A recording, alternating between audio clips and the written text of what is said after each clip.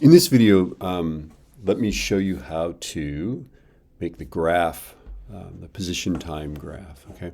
So presumably you already have typed in your data and then you've created a time scale here that is every 60th of a second, right? Now, what I'm going to do is I'm going to select, I always select the data first, so I'm going to select even the words at the top, because those will become my labels for my axis, for my axes. Okay, so I select that and then go insert chart. So insert menu, chart.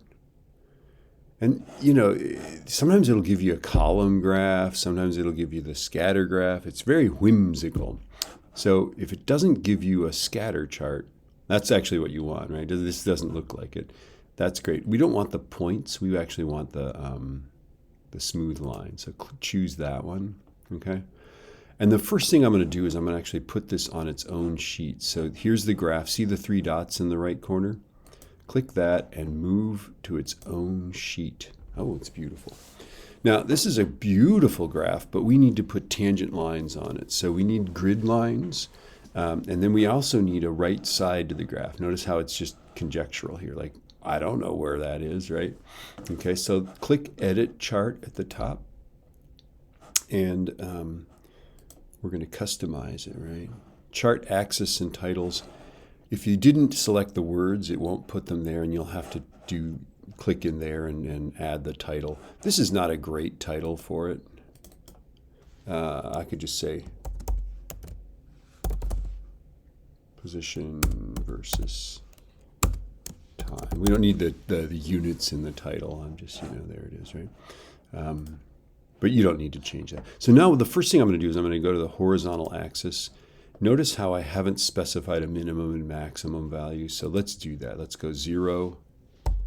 And then, look at the data here. It goes to 0.45, right? Now, if you go a little farther than 0.45, you might want to make your maximum. Whoops. Where'd it go? Come on, man. Don't make it go away. Okay, so horizontal axis, let's go. Minimum is 0, maximum is 0.45. Do we like that? I don't know. It's sort of like you might prefer to give it a little space. So 0.5. I don't know. That's nice. I think that's nice. Okay, so that's my horizontal axis, and my vertical axis looks good, right? None of us are going to be more than a meter because we only had a meter stick, right? So go into grid lines and ticks. Okay, and never ever use count. You always want to use step. Okay, and we are looking at the vertical axis. Notice that the major one is defaulting to 25. I don't want that, so I'm going to make this 10. I think that's better. Okay, and now we can put little divisions in there, right? You could try 1. What does that look like? Well, that's a lot of divisions. That might be too busy. It's up to you. I don't, you're going to have to read this graph. I did 2. I'm going to do 2. Okay. But, if you want 1, you go for it, right? It'll print. You'll be able to see it, right? Now, on grid lines and ticks, see on the top here, there's a thing, a pull down. Let's choose the horizontal axis, because clearly we need more grid lines there, right? Major, minor grid lines. And then it does count. Never, ever use count, okay? I'm just going to say. And then so we'll do step, and I think what it's stepping by, the major one looks to be 0.1, right? So let's just tell it to do 0.1. That's good. Actually, you know what you could do? You could go 0.05. Let's try that. Is that better? I don't know. It's up to you, right? But our minor spacing type needs to be 0.01, I think. There we go. Now that's a beautiful graph. Notice it's got a title. It's got the axes labeled with units. Okay, it's got this beautiful curve of that thing accelerating, right? Notice that it's got grid lines every 0.01, right? And then you could choose whether you want them every centimeter or every 2 centimeters for the vertical axis, right? The only last thing we want to do is we actually want to put a model on this thing, right? Okay. So let's close up grid lines and ticks, and you're going to click on series for this, okay? And we've got position, and what we're going to do is we're going to add a trend line. And it sticks a straight line through it, okay? which is, that's just terrible, right? So what we want is a polynomial. Now, it will default to a second order polynomial. If it doesn't, make it be a second order polynomial, okay? And then label it. It doesn't have a label, so let's use the equation to label it. Oh, isn't that beautiful? There it is, right? Okay, so the position is this equation, right? Notice that it has a, that's weird.